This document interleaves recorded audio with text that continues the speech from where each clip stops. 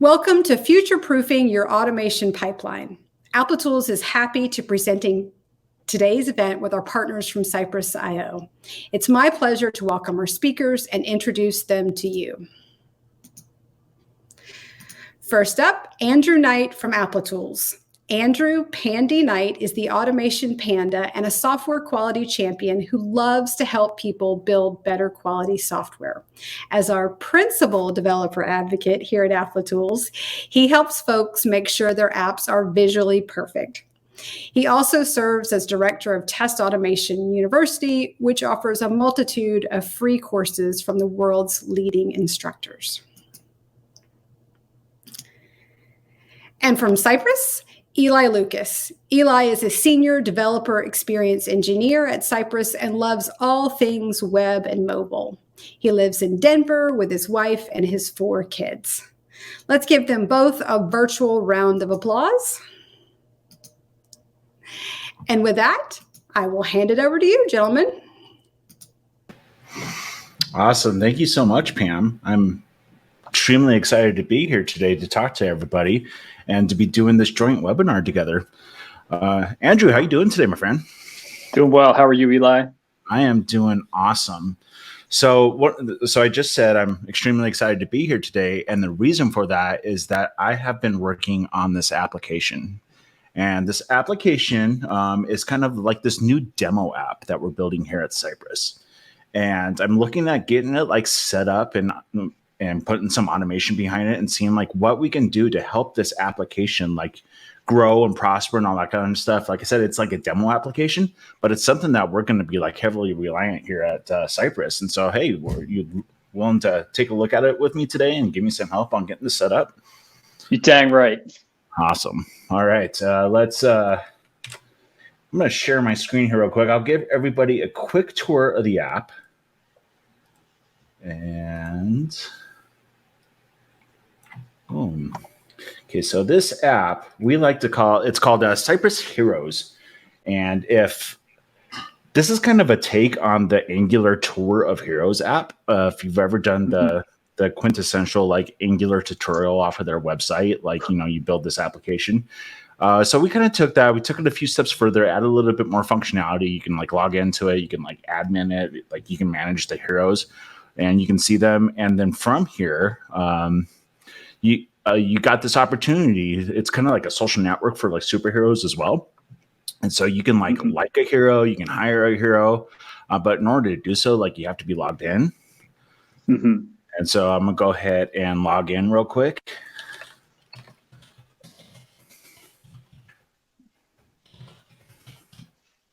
And now that I'm logged in, I can go ahead and and you can see that when I like the number of fans there is incrementing. And if I want to go ahead and hire the hero, I can click it and hit yes. And then when I do that, the number of saves that they get goes up because, you hired them, they got the job done. So good for them, increasing their stats.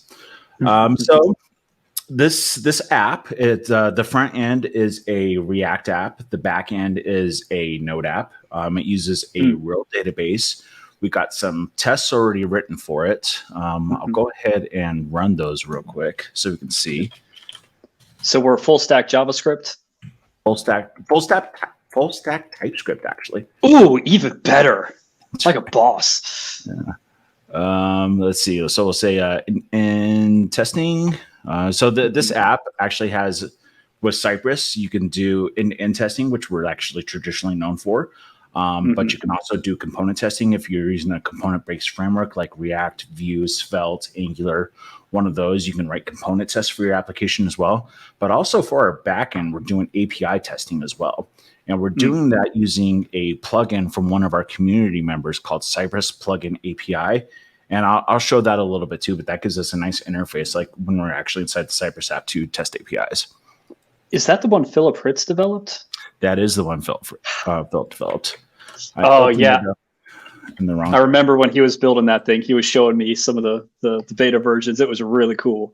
Yeah, it's really cool and it's super fun to play with. I found like while I'm working with it, it almost replaces like a tool like Postman in my workflow to test the APIs because I could just write a test and do everything that I would do manually in Postman and have it run. Okay. Yeah. Right, I mean, so, sorry, go ahead. Yeah, we'll get to those API tests here in a second. But yeah, here's the end-to-end tests. Okay. And I got right now a pretty good suite of end-to-end tests that pretty much covers all this application. Nice. Now, one of the things that I know that I think we could do is probably add some code coverage to it to like give us like stats and stuff like that. And that's probably one of the things that we could think about as we're like, adding to our automation pipeline to make sure that like when people are committing code, they can see the code coverage reports, make sure that the code coverage numbers aren't going down. I'm definitely not one of those people that'd be like, yeah, you need 100% code coverage or anything like that. But I like to think as code coverage as kind of like a health metric that if you're maintaining a good percentage of code coverage and you're going through your application, like if you all of a sudden add a bunch of code and your code coverage percent goes down, you probably don't have the test to cover that code. So that's why I like it.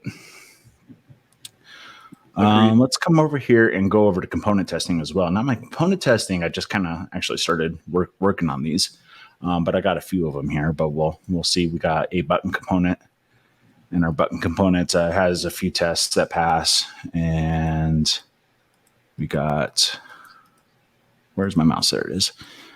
The hero card that we saw that goes through, and then I got a test for the login form as well, testing login form. Now, kind of the main difference between our end-to-end tests and our component tests is that our end-to-end tests are hidden in an actual web server and hitting the site just like your user would. Mm-hmm. These component tests, these components are being mounted in isolation outside of your typical web server. So you can only have to worry about testing this particular aspect of the component. It makes the testing a lot easier. I think component tests share a lot of the same similar aspects as unit testing. They're like fast, easy to run, reliable, like cheap, but they don't like give you that entire like end-to-end coverage that you normally get with like an end-to-end test. Mm-hmm. Yeah, I always think of them as like UI unit tests. Yeah. All right, and then we'll take a peek at those API tests too. Those are actually in the separate server project. Sure. And let's see, npx Cypress open.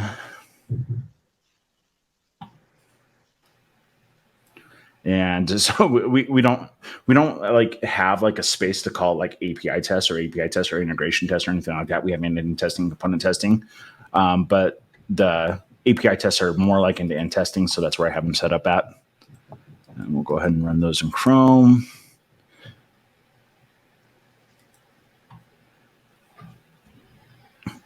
Look at that.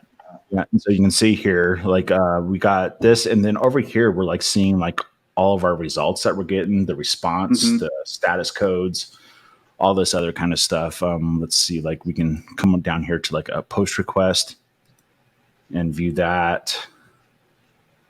Take a look at the headers that were sent, the headers that were returned, all this kind of fun stuff that you normally get from a tool like Postman. Yeah, and it's just baked into the app, which is really nice. Yeah. Yeah, because that's one thing I really do like about Cypress is basically a web app that tests a web app. And so you could like extend Cypress as an app with things like this to help you do your testing and to have it all seamlessly integrated. It's really, really cool stuff. Yep.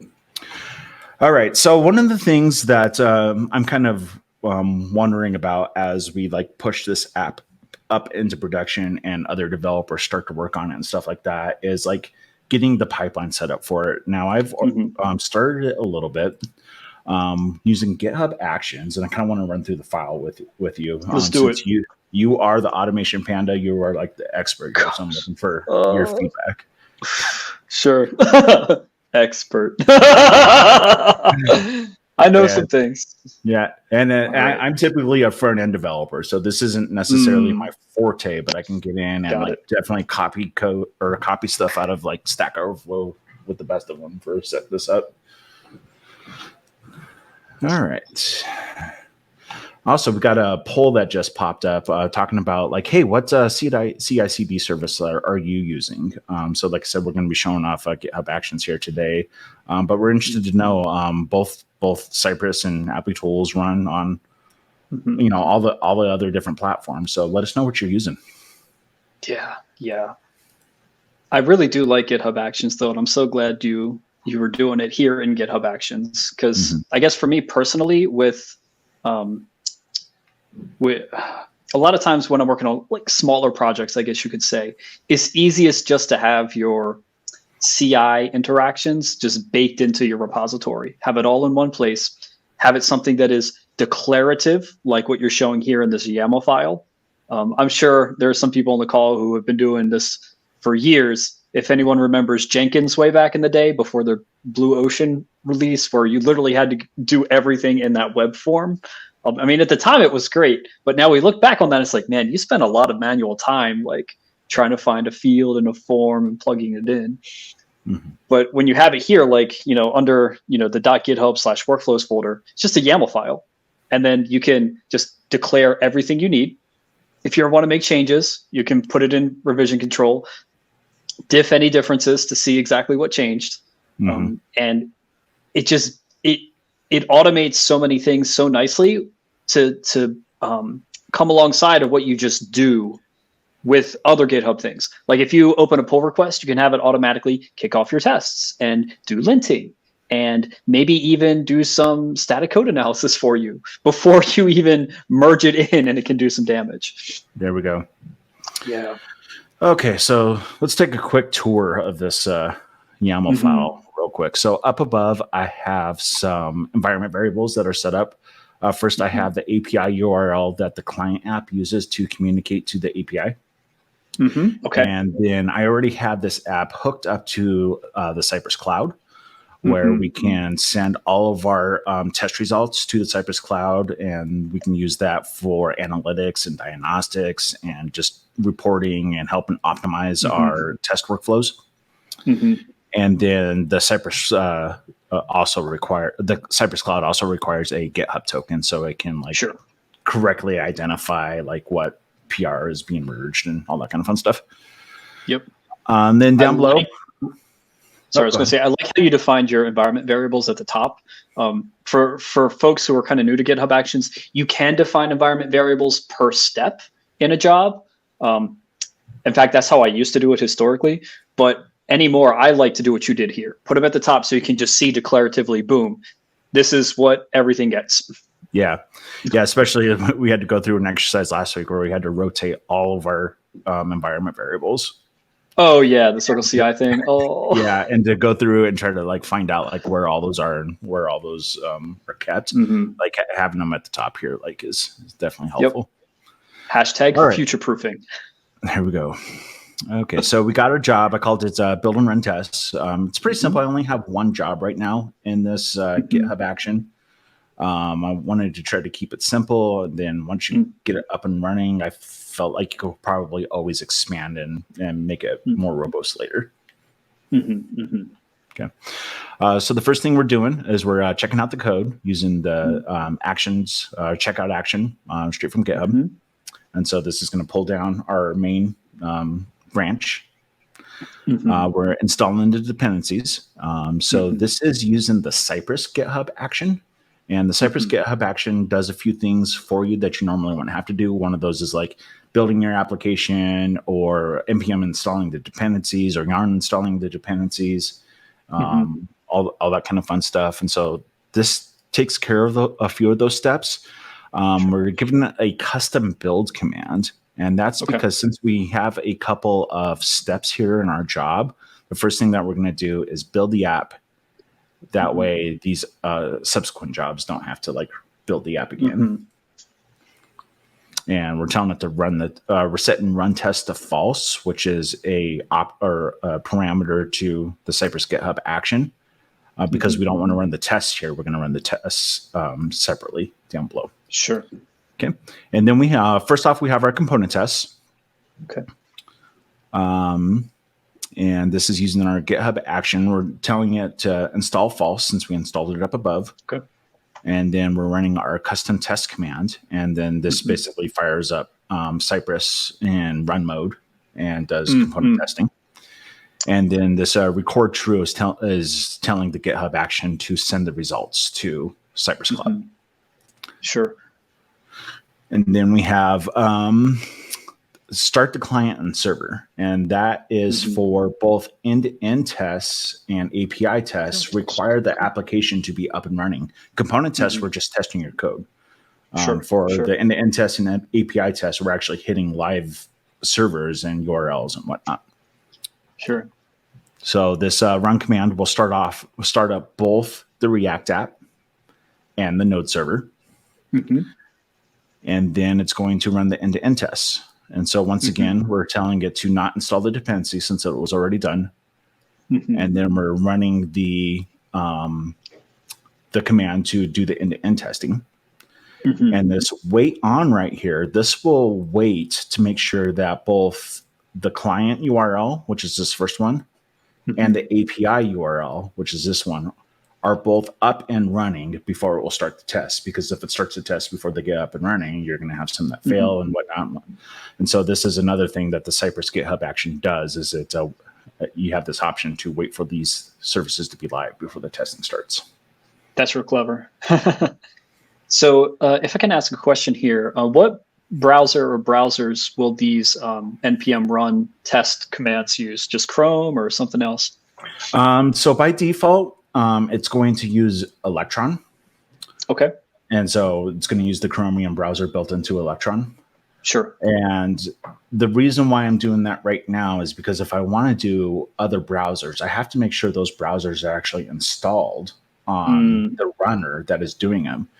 And we do provide Docker images that you can add to your configuration here to download the different browsers. But to do that, like, it increases the size of the file, makes the runs longer and stuff like that. And for initially getting started, like, I'm happy like running them inside of Electron. It's basically Chrome.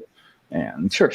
Yeah, it'll work. So then when it does the install dependencies and build, I'm assuming the Electron app is just kind of bundled with Cypress or whatever, so that it can have that out of the box. Yeah, that's one of the things that the Cypress GitHub action does too. Is it makes sure that the Cypress binary, the Electron app itself, is downloaded and installed. Sure, and I assume it runs headlessly by default. It's going to run headlessly because the command that I have set up in these scripts is run mode. Okay. And run mode is headless and open mode is with the UI. Awesome. That's really cool. Great. Yep. And then API test, this is very similar to end-to-end tests, except the one difference is that since we're not hitting the actual client app, we're only hitting the API app. We're only waiting to make sure that the API URL is up and running. Got it. That makes sense. So another quick question I have, roughly how long do each of the test suites take? Like a minute, couple minutes? Yeah, probably a couple minutes, I would say. I can pull up the GitHub page here, and we can actually go and look at the past few ones that have ran. Nice. And so you can see here, I was, working frantically right before this presentation started to get something up and running. Yeah. But yeah, the entire pipeline was 3 minutes, 50 seconds for all three test suites. We can come in here and take a look at the results for all of them. And so first we'll look at the component test. Yeah, so that looks like 49 seconds there. Okay, not bad. That's pretty quick. Yeah. And then, so we can see the results.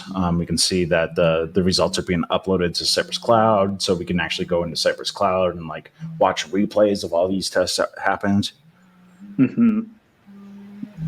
And then down here in like end-to-end tests.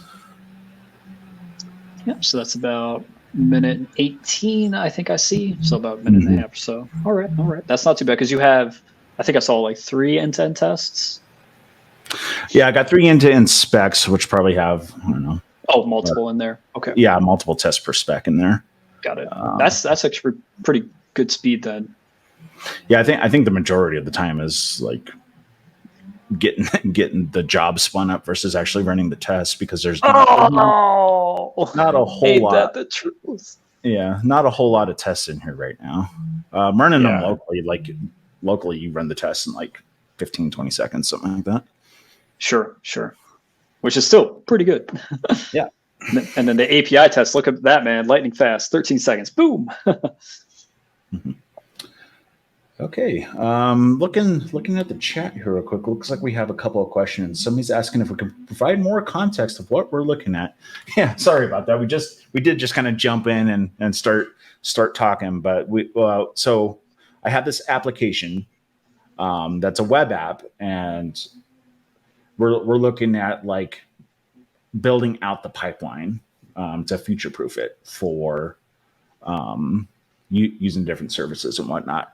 And so earlier I was showing the tests, and those tests were for various different types of tests for that app and the code as well. And then what we're looking at here is the GitHub action that's ran whenever we push code to the repository.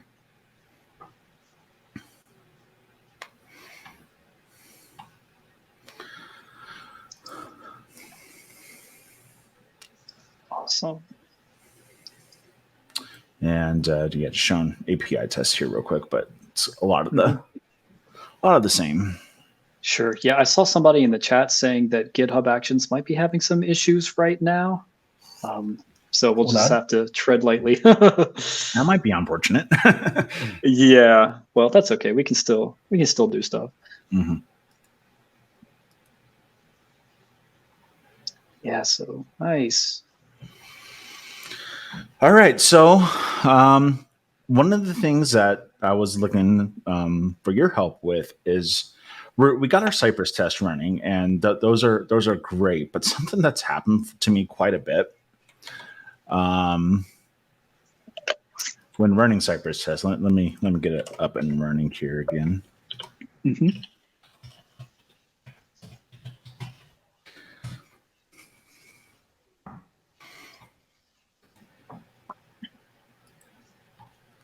And since all your Cypress tests, they're all run inside of a browser, and you can see them, you can visually see them, and you can go and inspect to make sure that they're looking correctly and whatnot. But this is kind of almost a manual step to go and like review like your runs inside of the Cypress cloud. Mm-hmm. And something that I've actually ran into before is like somebody might come into the code base and make a change, like accidentally removing the main style sheet. Oh, yeah. Like this, right? And we can do that, and we can see that the site's no longer running properly. But if I rerun the tests, all my tests are still passing. But something is obviously wrong, right? Yep. And automation. Yeah. And so I know with Applitools, we can probably do something with Applitools to help this. What do you think? Oh, yeah, absolutely. I mean, this what you have is the poster child textbook case example of what visual testing is all about, right? Okay. Visual testing is meant to automate the things that traditional automation is not so good at, right? Because, if you've got particular IDs for elements on your page, as long as they're in the DOM somewhere, your traditional automation scripts with something like Cypress are still going to find it, click it, type it, whatever, and it's going to pass through like you've seen. Even though to us as humans, we look at it with human eyes and be like, wow, that is really broken.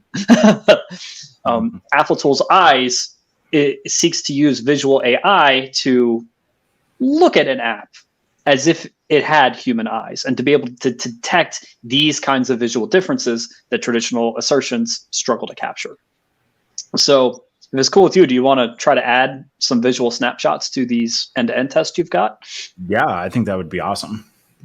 Alrighty, cool. So first question, do you already have an Applitools account? So I did take the time. I went and I created a brand new account, free account. Nice. And I got my API key, and that is pretty much where I left it. Good. That's step one. For everyone on the call, you can register a free Applitools account at applitools.com/register. Just pop in your GitHub name or your email, and you'll be good to go. And that API key that Eli just mentioned, we're going to need that for when we run tests with Applitools. Okay, so step one is done. let's move on to the next thing. Can we go to Visual Studio Code again? There is one package that we'll need to install, and that's the Applitools Eyes SDK. Okay, let me come so here. npm install.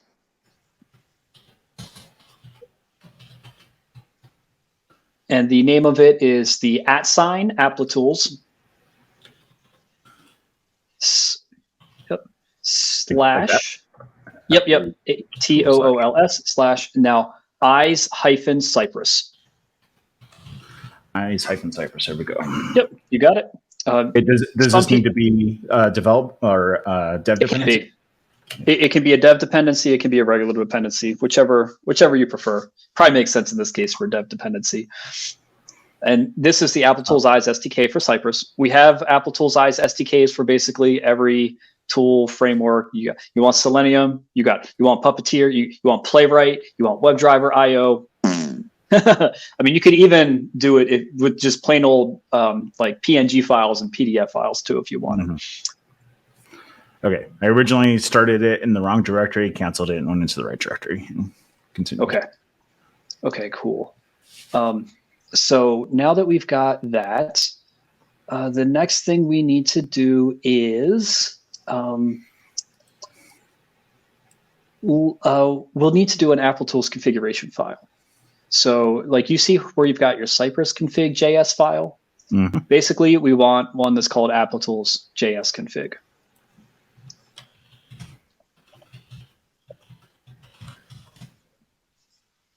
Config.js, right? Yep. Oh, config JS. Did I say JS config? My bad. Config JS. Oh my gosh. Wow. Live coding.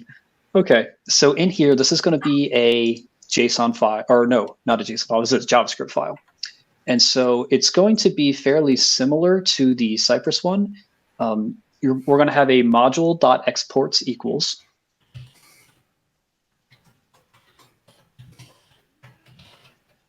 And then it's going to have, JSON-like objects. So in here, what we're going to do is we're going to specify the configuration for running visual tests. This is, again, going to be very declarative. There's a separation between declaring configuration and actually adding test steps. And the one thing I love about our Cypress API or Cypress SDK is it has that clean separation. So one of the settings we want is called batch name, lower camel case, batch capital N name. And we're going to set that to, it's going to be a string. What's the name of your demo app? Sci Heroes. So let's say something like Sci Heroes visual tests. Space is okay? Yeah, sure. Okay. This is just something that's going to give a name to the collection of tests together that we'll see in the Applitools dashboard. Just kind of a reporting tracking thing. Yep. All right. Okay. So then the next setting we're going to do is we're going to set the browsers. So this one is just lowercase b browser, singular, and it's going to be a list. And each one of these is going to be an entry that specifies a browser configuration. So let's do something like, these are all going to be objects as well. So we'll need some squiggle braces.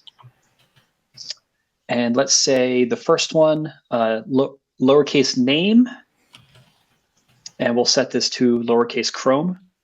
Chrome is popular. It has market share. And then we're going to have a width and height setting. So now I'll ask you, what's a viewport size that you want to try? Let's do maybe like 1024 by 768. Sounds good to me. The height as well? Exactly. Yep. And these are numerics like this? Correct. Cool.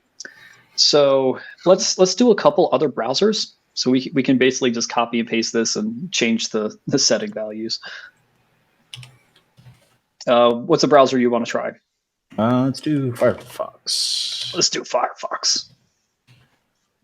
How about we do a slightly different viewport? How about 800 by 600? Make it a little smaller. This might expose some visual bugs. I haven't tested them that small. Cool. All right. And let's do one more. Let's do Safari, just for the heck of it.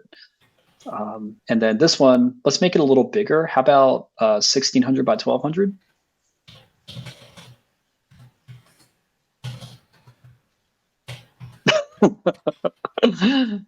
Cool. All righty. Now, is this desktop Safari or iOS Safari, or what are we talking about here? Desktop. So this would be desktop. Do you want to do a mobile device as well, just for the hell of it?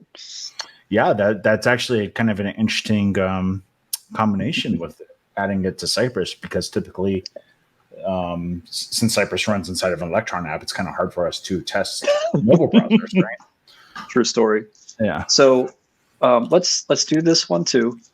Now the settings for this one are going to be a bit different. Instead of having a name, we're going to have a device name. Device like this. Yep, and capital N name. Yep, and let's do something like a Pixel 2. This will be a capital P and a space and then a 2, just to give it like just a generic kind of phone. Okay. And then instead of width and height, we're going to have screen orientation.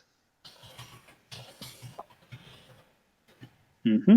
Like that? Mm-hmm. Yep. And let's do portrait, lowercase p portrait. Yeah, that's good. And I think we're missing a comma on the line above, line 21. There we go. Yep. So what we've just done here in this file is we've configured Applitools eyes to say, hey, here's your batch name for every time you run tests. And then we are going to run your visual snapshots that you capture from your local machine, which either will be you running it locally or in the GitHub action. It captures snapshots as it goes, which we're going to do next. And it's going to re-render those snapshots on these 4 browser configurations in the Applitools UltraFast script. So even if you're like running this on Windows where you don't have Safari, or like you were saying, like this mobile emulator here for Pixel, it doesn't matter, because a snapshot is just going to be a capture of that full page. Applitools will do the re-rendering with the appropriate size, the appropriate browser configuration, and all that will happen in the cloud. So essentially, you can do multi-browser and multi-platform testing. And all you have to do is make it so. Just say it. I want this. Boom. And you got it. There we go. Alrighty. So let's save this file. Now we have completed the configuration part of it. The remaining thing to do would be to update the test to capture visual snapshots. So let's take a look at those end-to-end tests that you had before. And whichever spec you want to do first, feel free. Let's start with this homepage one. Yeah, let's do it. Okie dokie. So this looks boilerplate. Cypress uses Mocha under the hood for the main test framework. Yep. Right. Yep. Cool, man. Cool. They all blur together after a while. Oh my gosh. I'm doing good to remember this stuff. Okay, so we've got our homepage. Actually, we haven't walked through this test case yet, have we? We saw it run live, but I can go through and explain what's going on inside of the code itself real quick. Yeah, can you do that for us, please? Just to kind of keep everybody together. Mm-hmm. So like I said, we are using a real backend and a real database for these tests. Okay. So one of the things that you want to do while you're testing is you want to make sure that one test doesn't really interfere with another test. And what we're doing in these tests is we're going through and we're actually modifying some of the heroes that are in the application. We're liking them and we're hiring them. Those accounts are increasing, all that kind of stuff. We might be deleting them or adding new ones. Mm-hmm. And so the state of the application actually changes per test. But in order to get around that, what we're doing is we're actually creating a brand new hero for us to work with for our tests. That way we're not modifying any of the other ones. And then when we're done, we're deleting that hero. So it's gone. It's not going to affect any of the other tests as well. And so we're using that using Cypress tasks that actually, Cypress task is code that actually runs on the Node process part of Cypress. So it's not running in the browser, it's running in Node. And it's going through and it's directly communicating with our database to add the hero, delete the hero, all the other type of setup tasks that we want to do before we actually run our test. And so that's what we're doing here on line number 5 inside of this before each. So it's going to happen before each of the tests. And then we're visiting the homepage. When we're done, what we're doing is we're getting access to that hero because it gets alias. This is how you access an alias inside of Cypress. You prepend it with an @ sign. And okay, I was wondering what that was. Yeah, we get our new hero, and then we call sci.delete hero, which is going to call the database to delete the hero. And so then from there, at the start of every test, we get our hero, so we know what the hero is, and then we find the hero card by its name. We find the button that has the like. Right now we're using data-size selectors, so we can actually select it. There's multiple ways you can write selectors for your app. This is the way that this particular app is using. Nice. And we're clicking the button. And so this test is making sure, like, hey, you need to be logged in before you can like this hero. And so we're making sure that that modal popped up that says, like, hey, you have to be logged in to like. We're clicking the OK on the modal, and then we're making sure that that modal disappears. So it should not exist anymore. Interesting. Down below, we have another suite that is when a normal user is logged in. And so we're using a custom Cypress command, sci.login, to log in with this username and password. And if we go look at that code real quick, so you can define these custom commands. It's kind of like making your own function, encapsulating a little bit of logic so that it can be reused and whatnot. But let's ignore. I'll come back to this session here in a second. But what we're doing on login is we're going to the homepage. We're finding the login button, clicking it, finding the email box, typing in the username that was passed in, the password that was passed in, clicking the button to sign in, and then we're making sure that the login button was replaced with the logout button. Oh, okay. Got it. So that's kind of like the synchronization. Like that's to verify that login was actually successful. You got on the page and it thinks you're logged in. So, okay. Yep. Cool. Okay. Now this sci.session, what this is doing is it's caching a session for us. That way we don't have to actually run through the login flow for each and every test. What sci.session does is it takes the local storage, it takes the cookies, all that kind of fun stuff, and then caches them and then restores them based on this key for each test. This is a mechanism to help speed up your test so you're not having to go through the whole flow of actually logging in again. And so if this session already exists, it's going to restore all those local storage items and whatnot, and then that way your user is pretty much already logged into the app. Nice.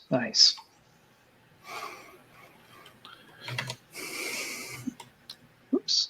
Oh, where'd I go? Okay. So we got a set of tests for when a normal user is logged in.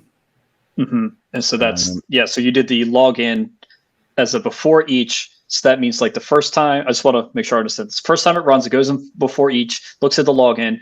Login hasn't happened yet. It does log in with these credentials, runs a test, cool. Second test comes in before each, login. It finds it had logged in as that username, goes to its session cache, gets that, and moves forward without repeating. True? Yep, exactly. Sweet. Okay, got it. Okay, and then we have a couple or another suite here that talks about when an admin user is logged in, because an admin user can go to the edit user page, they can delete a hero from the main page and all that kind of stuff. So that's what these, and pretty much the only difference here is we're logging in using admin at test.com instead of test at test.com. And that's why your session used the different username and its key to cache, because you could have different. Oh, that's smart. Okay. There you go. Sweet. Okay, so we're looking at getting Applitools in here. Sure. I just saw in the chat someone had a quick question. Where are the negative login tests? Ooh. I'm guessing we haven't written them yet. Negative, like for when, like if you fail, you use the wrong username or password or something. So that's kind of an interesting question. Like, where do you put those tests? And so I actually do have negative login tests, but they're not in end-to-end tests. They are in component tests. And I'll show you that. I'll show you that real quick. Okay. Yeah, let's hop over. Yeah. I'm curious now. This is interesting. Yeah. So over here in the login form component test, let's see, we got right here. So we got when an email and password is invalid, an error should show. And so I'm using sci.intercept to mock the API request that goes to the auth endpoint, and I'm returning back a status code 401, which represents an invalid login. And so we go through here, we mount our login form, we type in the username, password, click the login button. This is where the intercept is going to happen and return back this mock response. Our app knows when we get back a 401 status code that the credentials were invalid. And then we look for the invalid email or password. Nice. And so this is kind of interesting thing. Like when you're taking a look at like, hey, I can either write a component test or an end-to-end test. But if I'm going to do a component test, it's easier for me to set up the mock data, like using like sci.intercept versus trying to get the database in a particular state to do that. Now, this is a little bit of a contrived example because I can easily come up with a bad username that doesn't exist in the database to do this. But as you're starting to work out your tests, like I like to think of end-to-end tests as just kind of like a general flow of how a user is going to go through the app. And then the edge cases and whatnot that I can put into a component test, I like to do so because the component tests are going to run faster. They're more repeatable and all that kind of fun stuff. And so I like to have, like I said, it's like a unit test. I like to have a lot of component tests to test these cases, and then the end-to-end test to test like the more like user journeys and flows through the application. No, that's on point, man. Like because this kind of technique, what you're showing is something that I have done historically more with like true unit tests. And probably I'm guessing a lot of people in the webinar today would probably think of this as like mocking for a unit test, but it's a component test. And hence goes back to what I said earlier. I like to think of component tests as UI unit tests because you can do this kind of thing. You can do this level of mocking. And so they run as if they're unit tests, but they're actually doing some UI like coverage, which is really helpful. That's awesome. Cool. Thanks for that diversion, and I hope that answered person's question in the chat. Cool. So ready to add some visual snapshots here? Let's do it. Okay. So we've already done the configuration for the runner. What we need to do now is we'll need to create what we call an eyes session. Applitools Eyes is the name of the SDK. The idea is that we open our eyes, we take visual snapshots because we can see them because our eyes are open. And at the end of the test, we will close our eyes to say, hey, we've captured all the snapshots for that session or for that test. And at that point, Applitools Eyes will upload the snapshots that are captured to the Applitools Eyes server, do all of the re-rendering of the things of those 4 browsers in the ultra-fast grid, and then we can log into the Applitools dashboard and we can see exactly what happened with our testing.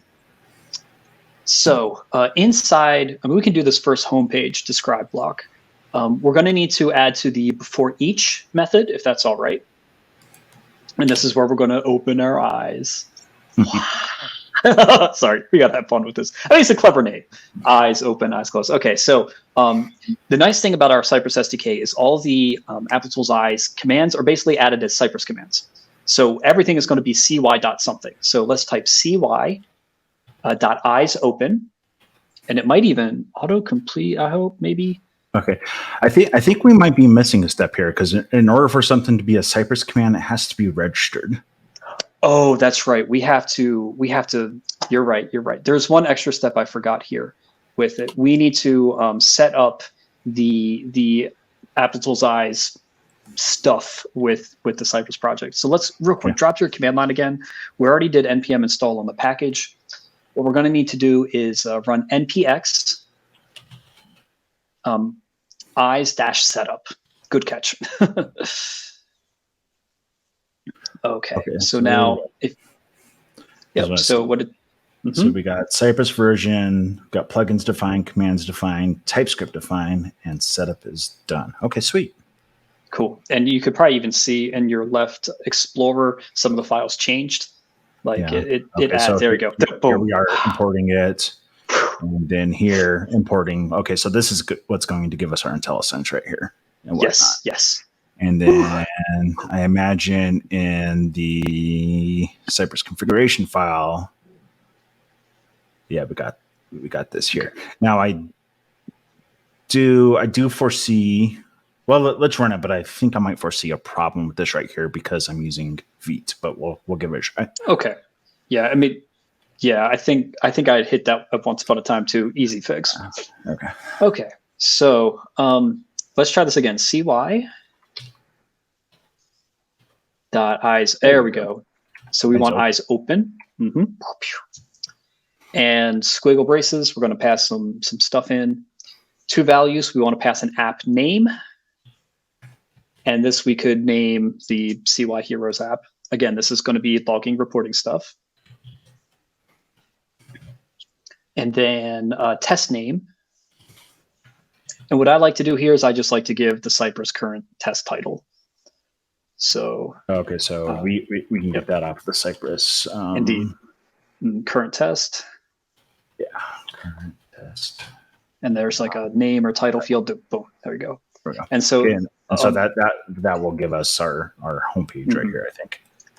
Yep. Yeah, I mean, like another thing I've seen a lot of people do is they might put their Cypress eyes open code actually in the test case, so like the it function. I like to put it in the before each, so that way I don't have to duplicate this call all over the place. Okay.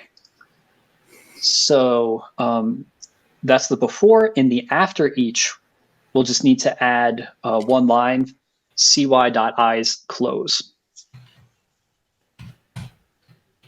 Boom, very good. And now we can update our test. Let's just do one and give it a try, make sure it's good. So here, let's quick refresh on this test. So it looks like there's a point where we want to check to make sure that it contains a particular hero name. You must log in. You do something else, and then you check something else. So right here, we're making sure that the modal pops up. Sure. Saying you have to be logged in to like, and then we're clicking the OK button on the modal, and then we're making sure the modal goes away, essentially. Sure. So if that's the case, it sounds like we probably want 2 snapshots for this test. You know, one at the first part, and then one after you click that modal and it goes away. Okay. So what we could do after line 26, we could add a new line. We could say cy.eyes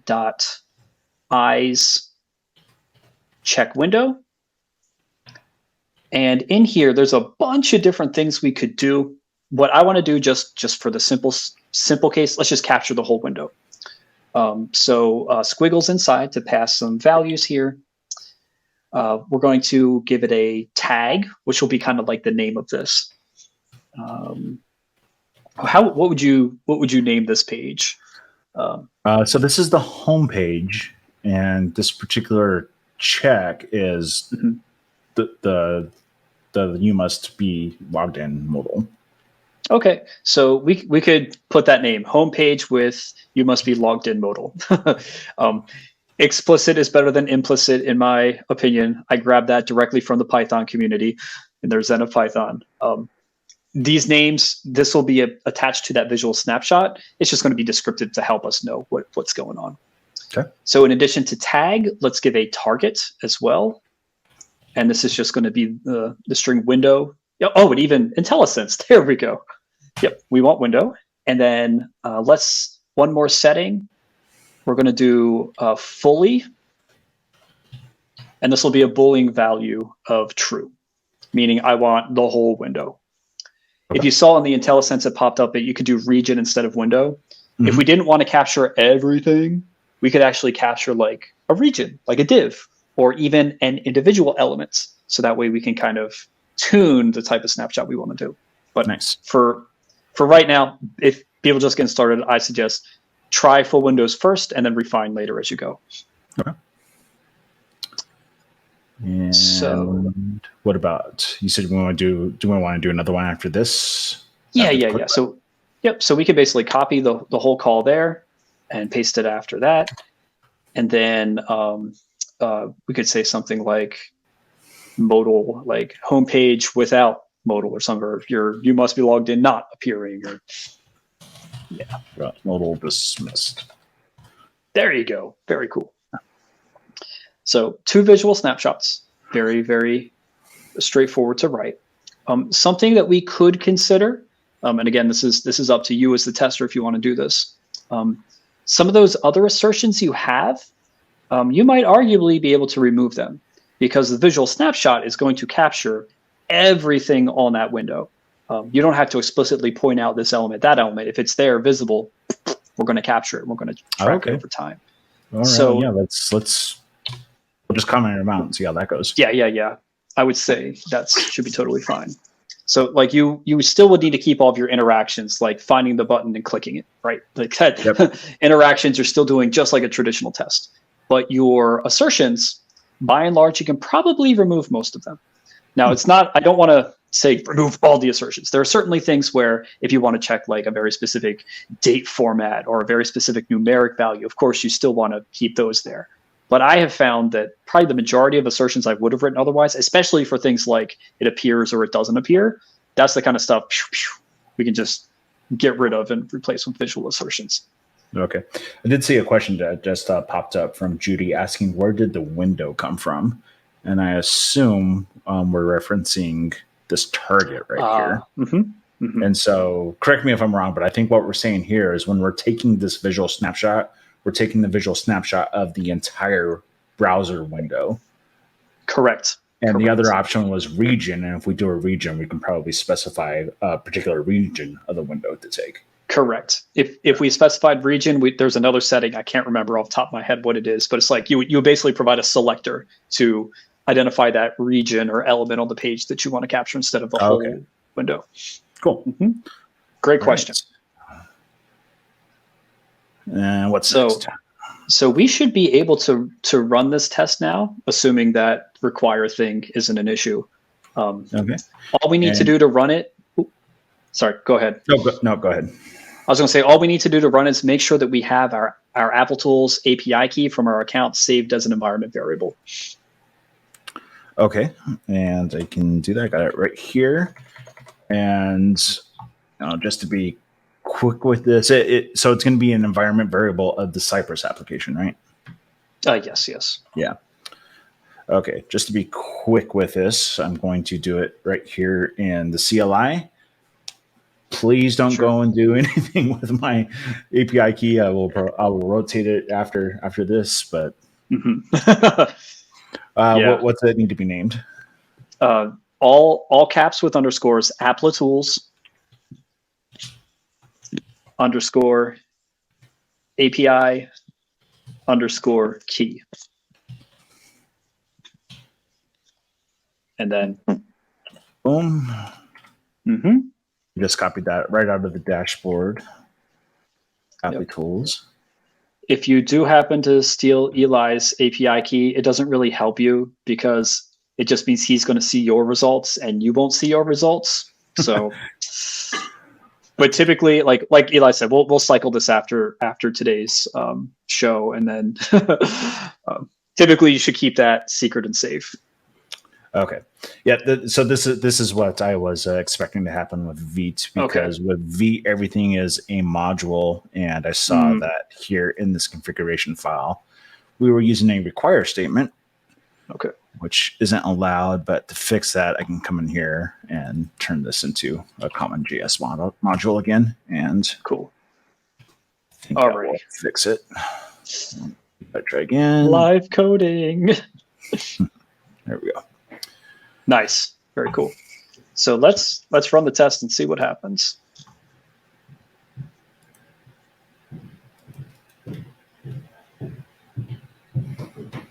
And so we left it broken. That's okay. Oh boy. That's okay. It just means we'll have some rather interesting snapshots.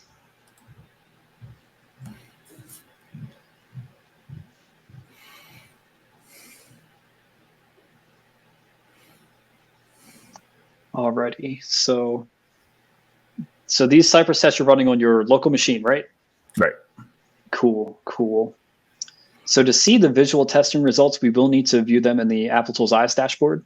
Okay, I got that open right over here. Nice. And yeah, looks like everything was fine. Should I hit refresh here? Hey, look at that. Bam. Cool. All right. So those should be all the tests then. Oh, you're viewing it in grid. Okay. It's a little different than what I'm used to viewing it as. Yeah, that's usually okay. Worried me a little bit there. It's like, wait a minute. Oh, no, it's different. Yeah, so this is the view I like, personal preference. But you can see on the left, you've got the batch name that we set. CUI here is visual. Then on the main part of the body, you'll see there are actually 4 tests. And you might think, well, we only had 1 test that we wrote. But remember, we had 4 browsers. And so each test is run once per browser configuration we specified, hence the cross-browser, cross-platform testing. And you can even see like the browser names, Chrome, Firefox, Safari, or like if you expand the device, you can see if it was a desktop device or like a mobile device like that Pixel 2 there. And so if we open up the snapshots, we can open up one of them. Yep. You can see those were the 2 snapshots that we captured. Oh, okay. And so right now, these results are new because this is the first time we've run the test.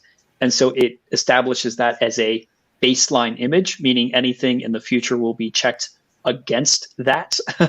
So the idea is you would start with something good, even though we did the wrong thing, right? We actually started with the bad, broken one, but that's okay. We could fix it. Baseline is the starting point is good, so that anytime in the future when you run your test again, it'll do 2 snapshots, 4 configurations per this test. Applitools will use visual AI to do the diff, the visual comparison, and you can find the differences and you can judge good or bad. Okay. And then that's where that visual aspect of the testing comes in.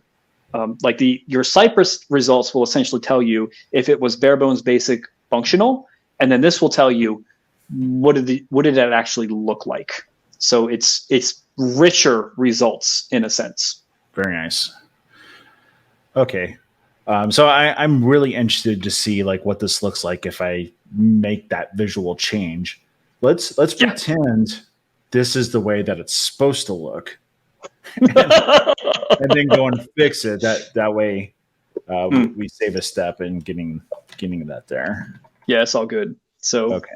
So if I come into the code and let's see, that was in the main file. We'll add the style sheet back in. Go back to the test, and okay, so our app is running. So I'll run the test. Run the test again. Yeah.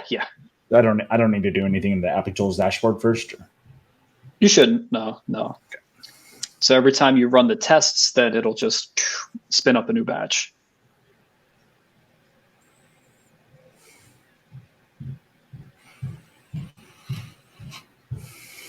Yep. And in fact, it was only the first test that we tried. So the batch should probably already be in the Applitools dashboard by now. We do a refresh. Okay. So is this little radiating? Yeah, that's refresh. That's showing me that there's new batches in there. Nice. Yep, there you go. So now we'll see it running, and it'll take it. Oh, and there we go. So now it's in unresolved state because it detected a visual difference. Okay. Now, in this case, it's not going to automatically say it's failed because, in theory, a visual difference could be good or bad, right? What if you're making a deliberately good change, right? Visual AI is basically a change detector that makes it obvious to you, the human, to say, hey, is this good or bad? And so it's our responsibility to come in. Then anytime it sees the same kind of passing or failing behavior in the future, it'll remember, but we need to give it that first little seed to say good or bad. Okay. So yeah, let's open up one of those snapshots. We can see it full screen. And actually in the upper left, if you see underneath view and the ribbon, there's like the first icon has a little drop down. That one there. If you see the little drop down arrow and then show both, this is typically how I like to look at them, so we can see very clearly, like, oh, what was different? Very different. Yeah. Now, usually it's not this obvious. Like this case is pretty much the whole DAG screen is different. But if it were like a single button that was missing or like something shunted a little bit, it would actually pinpoint. It wouldn't just show the whole thing. It would be like this specific area was different. And that's the power of the visual AI check. Okay. So would we want to say this was like a, yes, this was a good change we wanted to make? Yeah, I think so, because, it's looking really good. Yep. So upper right corner, we would give it a thumbs up. And then it will forward to the rest of the tests that we would want to say, yep, that looks good. Again, thumbs up, that kind of stuff. There is some, Applitools will go to the background and kind of track similar images, and it will automatically update those appropriately as well. It's not a perfect system, but it cuts down on the number of times you have to bing, bing, bing, bing, bing. Yeah. But yep, so we got them all. So then, yep, we can close the window. The only thing left to do would be in the upper right corner, there's a little save icon. We'll need to save these results that we did. And so now if we were to rerun our test again, Applitools would see the new snapshots and say, oh, yep, we're good. We're good. Oh, so I hit refresh a little too quickly there, but it looks like there was an error. Was that basically Applitools telling me that there were visual differences? Yeah. Okay. If at the end it identifies some sort of unresolved state or truly a breaking image, that'll be like, hey, yo, you got issues to look at. Go check your results. Cool. So yeah. Okay, so this says Cypress detected diff errors. Let's go. It detected more differences. Interesting. Let's see what it did this time. Oh, something different again. Let's take a look. I'm curious to see what it identified as different. Huh. Maybe it was refreshed too soon. Oh, there's a little tiny okay. thing. So here's something. So this is interesting. So this it's a little hard to see here. Yeah, but the heroes have different names because the name of the hero has its ID attached to the end of it. Okay. So interesting. So there is a quick resolution for this, because every time we would run this again, it would have a new number, and then it would like mark this as different. Yeah. So real quick, up in the ribbon, you'll see there's annotations. Okay. And then there's an ignore. So click on the ignore. Now drag an ignore box over that little number there. Or you could even do like the whole name, Test Hero 177. Yeah, that might be safer. Yeah. I killed it. That's okay. Yeah, you could probably highlight it, delete it, and then draw a new one. Or you could probably just draw a second one, whichever. Or maybe even expand it. Yeah, there you go. Boom. And so what this will do is in the future, anytime you do this particular snapshot, it basically just says anything in this box, ignore. So that can be helpful for like test data, things like this.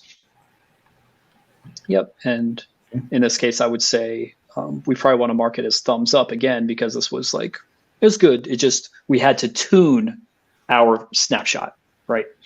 We as the human had to come in here and kind of indicate like, hey, cool. All right. So do I need to do it for each of the screenshots it took? Yeah. You'll need to add it for each screenshot. A little bit of manual pain for a lot of functional gain.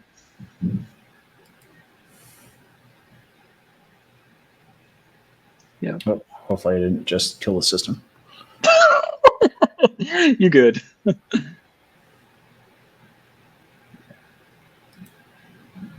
Yep. So, but yeah, I mean, that's basically how you would go about visual testing with Applitools and Cypress. Sweet. Okay. And then save it. There you go. And then, I mean, we're kind of running out of time here, but going back to the whole pipeline thing that we had, there are two things I want to shout out with that. First one would be, in order to get these tests running in your pipeline, the only difference you'd have to do is with those environment variables, you'd have to inject the Applitools API key there, just like you would the others. Mm-hmm. And then the other thing is something I just want to kind of high level let people keep in mind. It's not like we added a fourth suite of quote unquote visual tests. Like we had, the API tests, the component tests, and then the end-to-end tests. It's not like we said a fourth category is visual tests. Visual testing is more of a technique. It's more of an aspect. It's not necessarily its own category of tests. And so right now, it's just part of the end-to-end tests. And in theory, we could probably add it to the component tests too. API testing, no, because that's APIs. That's different. That's not visual. But anything visual. Yeah, exactly. Especially a component test, because with component tests, you're often working in like a design system. And so the visual looks of it is super important. And to have those under a visual UI test, I think it's important. Correct. Yeah. And I mean, it's all you have to do is work in the SDK and boom, capture some snapshots. You're good to roll. Right. Okay, cool. Well, awesome. I think this is really going to help, help us like build out the rest of this app and write the test for it and whatnot. So I definitely appreciate your time on that. Should we see if there's any additional questions? Yeah, let's take a look here. Nisha asked if I write test cases as per the local database for end-to-end testing before the push in GitHub Actions, won't someone else running those test cases on their systems fail? Okay, so yeah, this question is, I think, is if you're using a test environment that you're running your tests against, which is pretty common. And so if you're pushing to the database and somebody else's pushes to the database as well, like will it affect each other's tests? And the answer is it very well could be. Whenever you get some type of shared state involved between the different systems, that has the opportunity to interfere with other tests, which is why in our demo app, we were actually creating the instances of data per test that we wanted to mess around with. That still maybe has the opportunity to affect another test. That's let's say you have a page that has a list of items, and adding that extra items causes it to page. And so you have to go to page 2 to see it or something like that, or that causes somebody else's model that they're looking for to go to page 2. That's definitely a possibility. The other thing is if you completely isolate your test environments for your test suite that's currently running, is probably the only way to get around that. But that can be pretty complex to set up and expensive as well. So there's just pros and cons you have to weigh and make the call. Yep. If I can add on to that, test data is a nightmare. All right. Judy asked, let's say I run a test when things are bad. Is there a way to clear the results, or how to set the snapshots to be good or bad? Yes, within the Applitools dashboard, you can manage your baselines so that if you ever wanted to just clean slate, wipe everything, you can do that. The idea is that with iterative testing over time, you would catch those changes. So if there was a change, you could always just say, hey, this new run that was detected as a difference, I want this to be the new baseline. As soon as you thumbs up that checkpoint becomes the new baseline for moving forward. All right. We had another question in the chat. Does eyes-Cypress work like base 64 as a comparison of images in the background? I think Cypress is first, if I recall. I'm not sure I fully understand the question. Let me try to answer and put in the chat if you were intending something different. Yeah. The way that. Sorry, Eli, you've got something. Maybe you're getting ready to answer my question, but I was curious, what is the snapshot that is being sent to Applitools? Okay, got it. So I'll mush these together and kind of explain how snapshotting works. So when Applitools takes that snapshot, the eyes check window, what we're doing is we're basically capturing the entire DOM of the page in that moment instantaneously. That's why I'm very careful to use the word snapshot and not screenshot. A screenshot is just a rasterized pixelization of rows and columns of all the pixels, right? A snapshot is the HTML, the CSS, and the JavaScript that make the page come alive. And so we capture that in the moment, and we send that DOM snapshot up to the Applitools ultrafast grid, and that's how it's able to re-render everything. because we have the page in the moment. We can just throw that on new browser configurations and right. That's why it's like, even though, historically Cypress couldn't run their tests on Safari, right? I know there's that new experimental WebKit thing, but with Applitools Eyes, you can have a Cypress test that would render snapshots in the ultra-fast grid on something like Safari. You can actually get away with that. And so that's how the snapshot is captured. Now, as far as like how the visual diff is done, Applitools does not do any sort of pixel-to-pixel comparison. Like I said, like the dumb way of doing visual testing is have all the rows, have all the columns, have all the colors of each pixel, and just kind of go line them up one by one. Do they match? That kind of visual comparison sucks, because all it takes is one pixel of padding to invalidate the whole thing.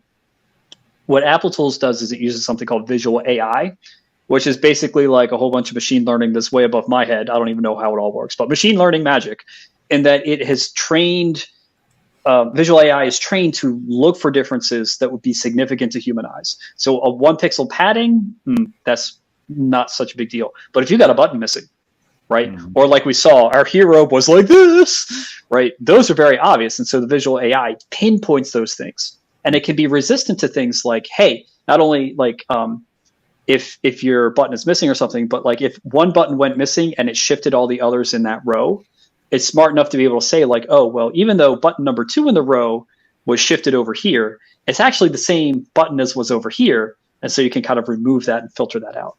So that's how the comparison works. Yeah, I mean, it's visual AI is like best in class. Like it's pretty phenomenal how well it works sometimes. So that instead of getting a whole bunch of noise in your visual comparisons, you're actually drilling into what matters, right? It actually helps you, and it's doing the automation of checking what's different and then presenting it to you as the human to make the assertion or validation good or bad.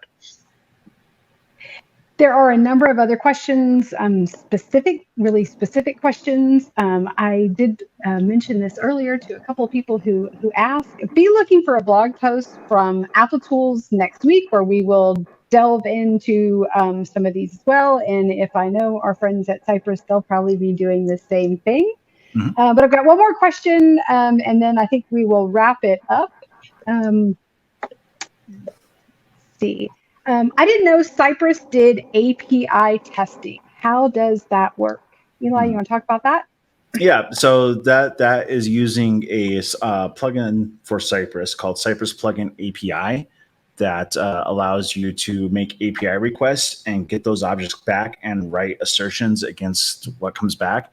And then the interface that it gives you shows you, we saw it a little bit in the demo, but you can see like the responses that come back, the status codes, all that other kind of stuff. So you're able to do API testing before on Cypress using our site.request object, but this Cypress API plugin gives you more visual tools to use while you're working inside the API as well. So. Excellent. Excellent. I want to thank everyone for joining us today, for all of your questions. As I said, there will be more follow-up with this. And there are a couple next steps, too, the team wants you to know about. First of all, if you want to learn more, Test Automation University is a free resource that offers some of the web's most loved resources for free learning and automation. Our instructors include well-respected Cypress ambassadors like Philip Rick and Marie Drake, as well as some software testing and test automation thought leaders like Angie Jones, Jason Arbon, Julia Pottinger, and more. There's more than 50 courses spanning multiple frameworks and common tools, and there's something for nearly everyone. And then the team at Cypress has its own learning program too. There are 4 courses where you can learn from top industry experts and level up your end-to-end testing knowledge. Check it out at learn.cypress.io. The Cypress Cloud, you saw that today, maybe for the first time. It's an enterprise-ready, web-based companion to the Cypress app. It gives you online access to your recorded test results, orchestrates test runs across multiple machines, provides rich analysis and diagnostics, and integrates those insights with your favorite tools. To learn more, you can scan the QR code on the page or click the link in your chat. And if you want to learn more about how to use Applitools with Cypress, you can visit our, we have SDKs on many of the most popular frameworks. And Applitools tests web apps, mobile apps, desktop apps, PDFs, screenshots, and more. The SDKs install directly into your project for seamless integration, and there's no need to create new tests or learn new frameworks. You can explore all of our quick starts and claim your free account at applitools.info/BM2. Again, thank you for joining us today. We look forward to seeing you again soon.